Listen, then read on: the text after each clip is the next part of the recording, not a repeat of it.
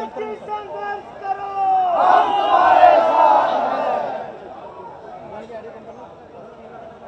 किसान यूनियन के संयोजक इस आंदोलन के श्री अजमेर सिंह जी लखवाल, श्री राकेश जी टिकैत, श्री बलवान सिंह जी लंबरदार, श्री दीवान चंद जी चौधरी, श्री राजपाल जी शर्मा और अभी अभी जिनका भाषण आप सुन रहे थे श्री युद्धवीर सिंह जी, श्री नरेश सिंह सिरोही, सुश्री चुक्की नजुदा स्वामी कर्नाटका से, शैला मुथु तमिलनाडु से, यहां उपस्थित मेरे सभी सम्मानित बहनों एवं भाइयों, कल संभवतः राकेश जी, हमारे युद्धवीर सिंह जी मुझसे मिलना चाहते थे, लेकिन यह जानकारी मुझे आज प्रातःकाल हो पाई और प्रातःकाल जब जानकारी हुई तो मैंने टेलीफोन मिलाकर युद्धवीर सिंह जी से बात किया। मेरी जानकारी में यह नहीं था कि यहां पर कोई धरना चल रहा है, और जो हमारी जानकारी में पहले रहता तो मैं समझता हूं कि जिस दिन धरना किसानों का प्रारंभ हुआ था उसी दिन मैं इस धरना स्थल पर आ गया होता अपना समर्थन देने के लिए। हम कभी यह नहीं देखते हैं किस पार्टी का, किस संगठन का कोई आंदोलन है अथवा कार्यक्रम है। हमारी नजर यदि देखती है तो केवल देखती है जहां पर भी से हिंदुस्तान में किसान बैठा होगा तो यह नहीं देखना चाहिए कि वह कहां है, किस संगठन से जुड़ा है, किस पार्टी से जुड़ा हुआ है। सदैव उस स्थान पर राजनाथ सिंह हाजिर होने की कोशिश करते हैं, और आज मुझे आप सब लोगों के बीच में आने का जो अवसर प्राप्त हुआ है, एक तरफ आप लोगों के बीच मौजूद होकर मुझे खुशी की अनुभूति हो रही है, लेकिन वहीं दूसरी तरफ खुले आसमान के नीचे 3 दिनों से आपको धरना देना पड़ रहा है। यह बेहद तकलीफ की बात है।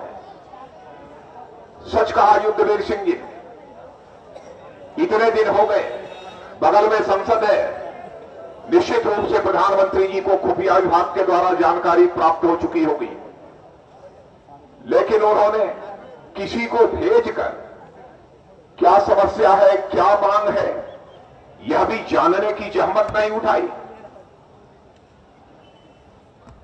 लेकिन प्रधानमंत्री जी, आपको इस सच्चाई को समझना चाहिए, जिस दिन से हिंदुस्तान का किसान एकजुट होकर सड़कों पर आ जाएगा तो कोई दुनिया की ताकत उसके हौसले को पस्त नहीं कर सकती। बड़ी से बड़ी ताकतों को घुटना टेकने को मजबूर होना पड़ेगा। इस देश की सबसे बड़ी जनसंख्या यदि है तो किसानों की है, सबसे बड़ी जनसंख्या, और किसी एक पेशे में लगे हुए लोगों की शक्ति के बारे में किसी को यदि तुलना करनी है तो मैं कह सकता हूं कि हिंदुस्तान में केवल कृषि क्षेत्र में, कृषि पेशे में लगी हुई जो जनसंख्या है वही हिंदुस्तान की सबसे बड़ी जनशक्ति है, और उस जनशक्ति को कभी चुनौती देने की कोशिश बड़े से बड़े सत्ताधारी दल को नहीं करनी चाहिए। सबसे बड़ी वही जनशक्ति है, और जिन मांगों को लेकर आप बैठे हैं उसकी हमको जानकारी है, और उस पर भी राकेश जी और हमारे युद्धवीर जी, यह सब सारे लोग तो आपके बीच चर्चा कर रहे हैं, सही तरीके से सारे पक्ष को आपके सामने वह रख रहे हैं, और मैं सचमुच आप लोगों को बधाई देना चाहता हूं, राकेश टिकैत जी और आपको भी लखवाल जी, और हम अपने युद्धवीर सिंह जी, यह पूरी टीम को मैं बधाई देना चाहता हूं। चाहे जो भी हो, लेकिन आप बराबर किसानों के उद्देश्य को लेकर, किसानों के सवाल को लेकर जो जूझते रहते हैं, तो मैं आपका जितना भी अभिनंदन करूं वह कम है, मैं ऐसा मानता हूं। लेकिन जब मैं भारत सरकार में कृषि मंत्री था 2003-2004 में, यह बात हमारे दिमाग में उसी समय आई थी कि जब सूखा पड़ जाता है, पाला पड़ जाता है, ओले पड़ जाते हैं, आग लग जाती है, किसान की फसल बर्बाद हो जाती है, किसान की सुध लेने वाला कोई दिखाई नहीं देता है, क्या होना चाहिए? तो उस समय जब अपने अधिकारियों को बुलाकर मैंने कहा दुकान का बीमा होता है, मोटरसाइकिल का बीमा होता है, कार का बीमा होता है, तो मैंने कहा कि किसानों के खेत की आमदनी का बीमा क्यों नहीं होना चाहिए? तो हमारे सेक्रेटरी ने यह कहा सर यह कैसे संभव होगा, कैसे आमदनी तय होगी। मैंने कहा कि आप सब आईएएस अधिकारी हो और मैं जानता हूं कि जो बहुत शार्प होते हैं, जो बहुत तेज दिमाग के होते हैं, वो आईएएस और आईपीएस से बनते हैं।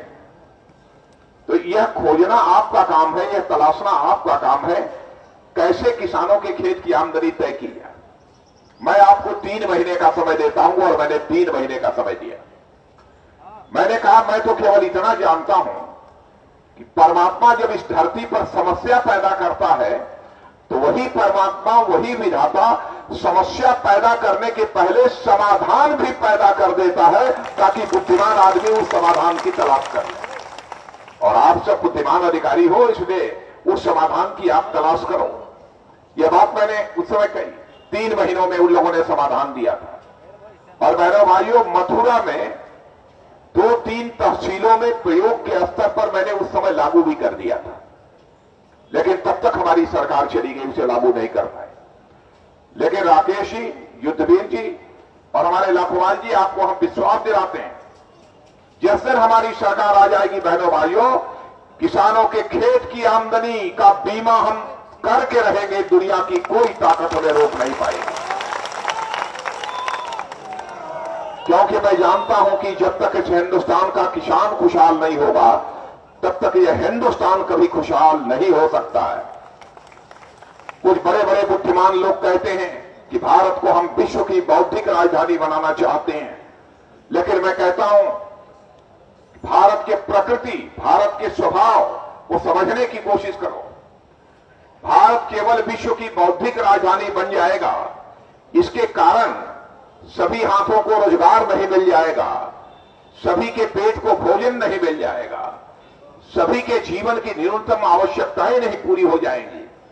इसलिए बौद्धिक राजधानी सारी दुनिया की भारत बने, हम इसका स्वागत करते हैं। लेकिन हमसे कोई पूछे तो मैं तो यह कहना चाहूंगा कि भारत जहां विश्व की बौद्धिक राजधानी बननी चाहिए, वहीं पर भारत को बौद्धिक राजधानी के साथ साथ विश्व की कृषि राजधानी भी बननी चाहिए। तभी जाकर भारत का हम जैसा विकास करना चाहते हैं वैसा कर पाएंगे। बहनों भाइयों, ज्यादा मुझे कुछ नहीं कहना है। मैं अपना समर्थन देने के लिए और साथ ही साथ आप सबके प्रति अपनी सद्भावना व्यक्त करने के लिए, अब चूंकि संसद 1 या 2 दिन और चलेगी, उसके बाद संसद की कार्रवाई स्थगित हो जाएगी और फिर जो है कुछ महीनों के बाद चलेगी। लेकिन फिर भी मैंने अभी कुछ बात किया है आप लोगों से, राकेश जी से, युद्धवीर जी से, आप लोगों से। मैं 1-2 जो संबंधित लोग हैं उनसे भी मैं बातचीत करने की कोशिश कर रहा हूं।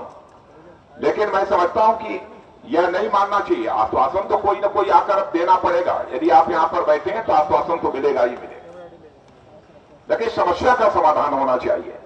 कैसे समाधान होगा, मैं यही कहना चाहूंगा आप लोगों को कि आप इसकी कार्य योजना बनाइए, इसका एक्शन प्लान बनाइए। सदैव राजनाथ सिंह आप लोगों के साथ खड़े हुए दिखाई देंगे। यही विश्वास और भरोसा दिलाते हुए अपनी बात समाप्त करते हैं।